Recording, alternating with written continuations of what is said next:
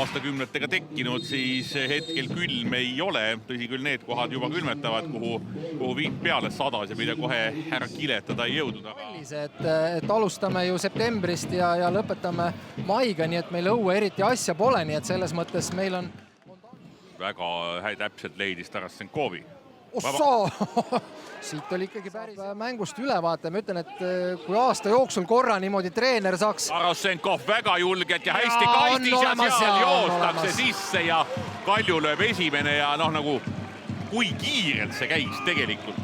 No jah, et siin oli, ütleme, et selles olukorras oli hea pallivõit ja kohe kiirelt selline taha sööt oli, et ei hakatud enam otsima sinna värava ette söötu, vaid lükati taha ja Pärnu mängijad ei olnud selleks valmis, et see on ka selline moment, kus sa, ütleme, kaitsemängijana jooksed tagasi, juba mängis ja...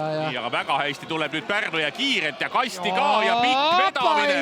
Toob ära eest nurgast, siit oli raske sisse saada ja kiiremaid ja Pärnu suudab seda väga hästi palju hoida praegu ja ka rünnakusse jõuda.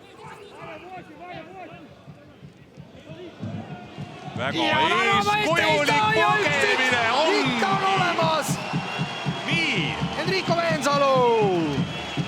17 minutit autribüünile ja 1-1 ja teenitult tuli see värav. Tuli teenitult ja selles mõttes oli lahe vaadata, kus ütleme, terve Pärnu võistkond ikkagi oli vastase poole peal, Kalju oli kaitsmas, jõuti paremasse äärde ja kui söödeti pall kastist läbi, siis seal ei olnud üks Pärnu ründa, vaid seal oli 4 või mitte vähemalt 5. No Pärnu praegu jah, Kalju ülesehitusel saab neid palle päris hästi tagasi.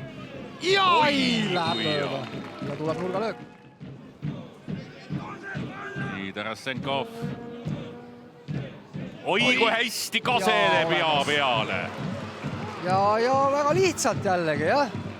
Aga vaatame, kas ikka loeb ära, et kuidagi emotsiooni ka nagu pole, et lihtsalt värav ja kõik Kalju omadelt, et nagu peakski nii käima, et iga pall, mis kasti läheb, on värav, et Villot hoiab ka siin, hoiab näost kinni ja kuidagi lihtsalt see olukord jällegi, et tavaline pall kasti ja Kristjan Kask, siis endine Vapruse mängija, pani pea vahele ja...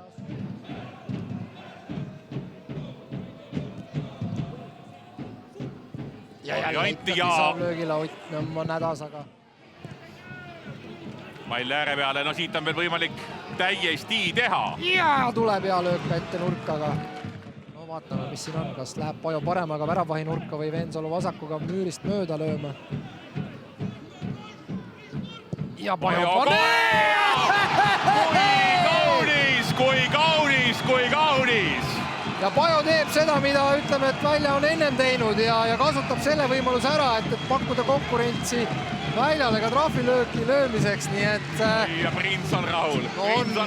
On esiteks see, et on viik jalule saadud ja teiseks on see, et see värav on nii ilus ja siin on näha ka, kuidas muidugi sellist klassi võiks ka näha, et ütleme selles... Teeb Adžiirit ühe sõnaga. Jah, mõtlesid mu mõtte ette, et mitte seda palli kohe tagasi kaotama. Nüüd leitakse Kask ilusti, Patrik Ejev. Ei, nõmm ka jälle arvestab valesti. Seda on hea vaadata. Nii, Mussoliitin. Saanud alla suruda seda palli. Tampedu hiilib sealt 20 meetri pealt hooga sisse. Mussoliitin teravalt värava peale. Oi, pall lahtine. Jälle lebatakse. No tundub, et see olukord ja ongi läbi. Ongi kõik ja Pärnu võtab kodus punkti ja oi, kui rõõmus on Igor Prins.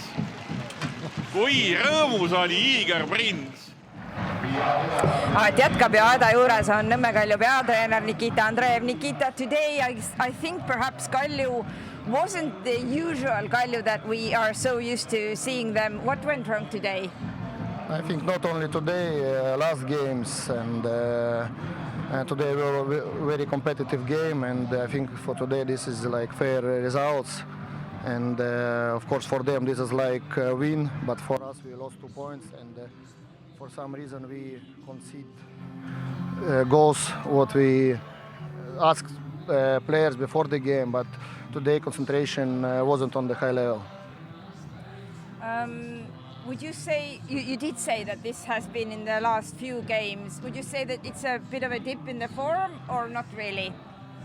I think it's not about the physical conditions. Of course, we played a lot of games and we try to restart players mentally, and we need to prepare for the European games. And now this part of the season where is the very point important, and we need to be more aggressive, we need to be more concentrate, and that's it. Okay, thank you very much. Nii, ja teeme kiire tõlkega, mida Nikita Andreev ütles, et jah, täna ei olnud Kalju oma tavapärases headuses, aga mitte ainult täna, juba viimastes mängudes oli seda näha, et päris seda vunki ei ole neil sees, mida tavaliselt. See oli väga võitluslik mäng ja väga selline teenitud viigipunkt Pärnule. Neile maitseb see kindlasti nagu võit, aga meie kaotsime 2 punkti ja mingil põhjusel ei olnud meie meestes seda keskendumist, mida olen harjunud nägema. Oleme püüdnud süstida mängijatesse sellist või teha sellist vaimset restarti neile, et euromängudeks olla võimalikult hästi valmis, agressiivsust juurde, ütles Nikita Andreev. Aga nüüd siin, mul on väga suur rõõm siin tervitada ja õnnitleda Igor Prinsi. Igor, palju õnne.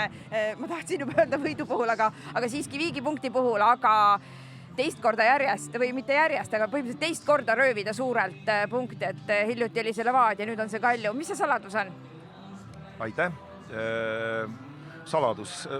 Noh, eks need mängud, neid mängijaid motiveerivad kuidagi ise ja see kuidagi täna isegi see kuidagi vabadus ja õnnestumine, noh, ma ütlen, et lust on vaadata, et poisid olid hästi tublid ja kuidagi suutsid kuidagi neid olukorda luua, noh, ilma pingeta mängida. Saladus ongi see, et mul on hea meel selle pärast ja super muidugi, et esineliku käest punkte võtta, ta võib öelda, nagu on võidupunkt on ja ka veel kord hea meel, saime kaitses tegelikult enam-vähem pidama, on ju, et need 2 väravat küll, aga selles mõttes, et tõime ka väravaid, et kokkuvõttes jah, väga super töö poiste poolt. Usu mind, Igor, kõik nägid, kui hea meel sul on, aga aitäh sulle praegu. Ma kutsun siia mängu parimaks valitud. Oli siin arutelu, kes see on ja nüüd siis astub ta teie ette. See on Sander Kapper. Sander, ma annan sulle üle mängu parima auhinna.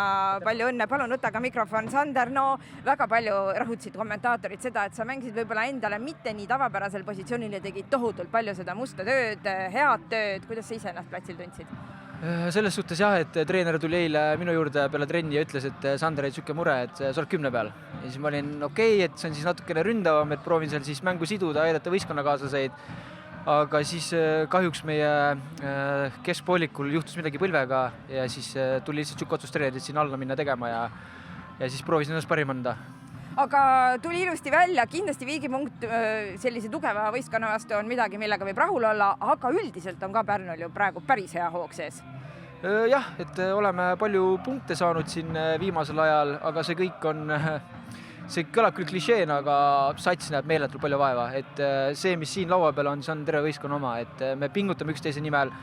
Täna, nagu te nägite, siis Paja omas elemendis, et tal on nüüd teine selline värav. Ta oli Kalevi vastu ka meil sellise värava ja Enrica õige aeg õiges kohas. Täpselt, mida me oleme harjutanud trennides.